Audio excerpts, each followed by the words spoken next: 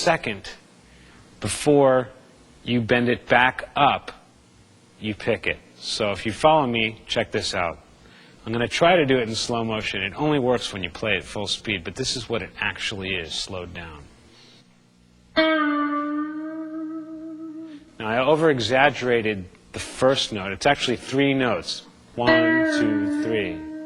But when you do it for real, you don't want to hear that first note really at all. Just kind of have it there, but don't have it there, if you follow me.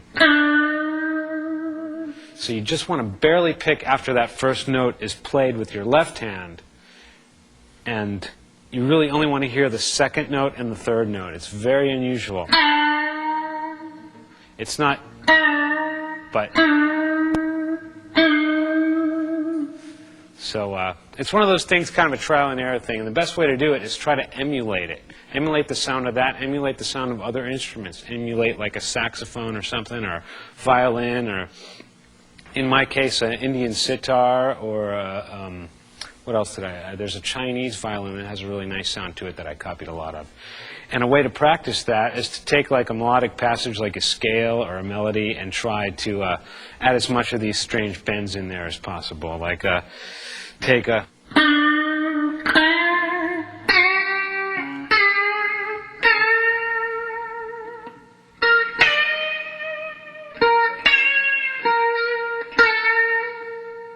The reason I started to get interested in that is because I found that most people bend pretty much alike. They do your standard rock blues bend.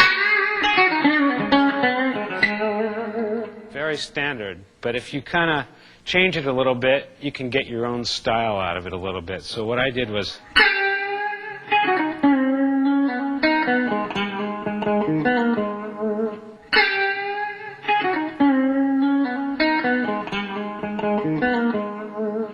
Basically, I'm going the same place from point A to point B, but it's the notes that I choose and the way I kind of phrase and bend them that makes it sound a little bit different. So I suggest that you learn the way I do it and then try to learn from other instruments and copy them. You know, as close as you can possibly copy on guitar, it's still not going to sound like a saxophone or a Chinese violin. So just by doing that, it's going to make you sound different enough that you can stand out a little bit. So for example, you know, that little oriental sounding thing that I just did had a lot of those strange bends in it. And a lot of times I was changing the scales and modes and all that stuff. I don't really know too much about scales and modes. I go by my ear, and the best way to develop your ear is to do exactly what I just did and have a chord holding in the background and listen for yourself and learn what the tones actually sound like. If you're thinking about scale terminology and stuff like that while you're soloing, your head is just going to be so full of big words that you're not going to know what you're going to do, and you're not going to be able to feel anything. It's all about hearing something and being able to connect from your head to your heart and your gut and to your fingers. And the best way to do that is just over a chord droning in the background. That's how you hear what the notes sound like. Instead of, well, this is a major third and a minor third and a minor scale and all that. That doesn't mean anything when it comes down to playing.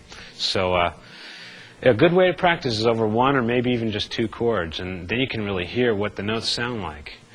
And if you notice during that extended jam thing, I did a lot of going in and out of major and minor to kind of emphasize the tone. Like this is kind of a pentatonic feel here, what I started out with.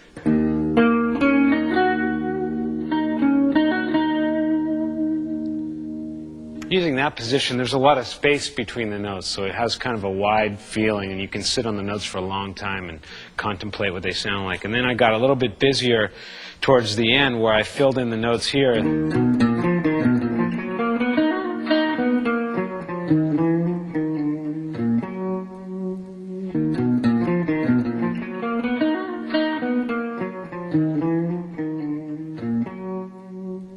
Using those kind of notes and that kind of sequence, and that has a little bit of an Eastern sound to it. And when I did something in a major key,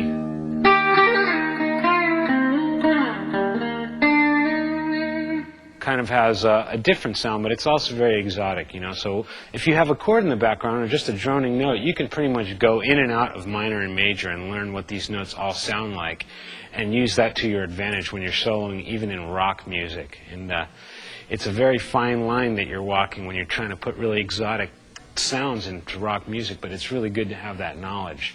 So if you pretty much copy what I just did there, or learn what it's kind of about, then you're going to get an idea of how to apply it to the music that you're making.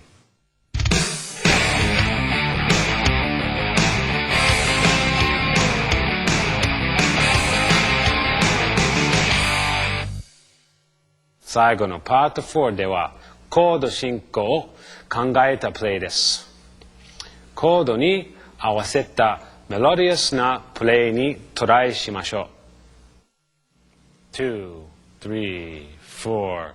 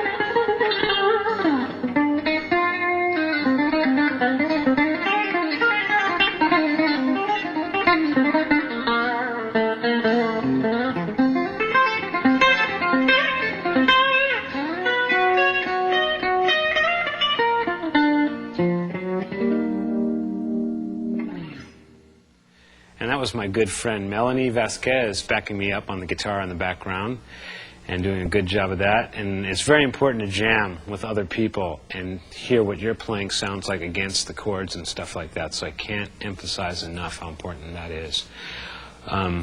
What I did that time around was I basically had a chord progression that I did twice. And the first time around I played it very safe and very mellow and clean and a lot of really simple weaving in and out of melodies and stuff, but following the chords the entire time.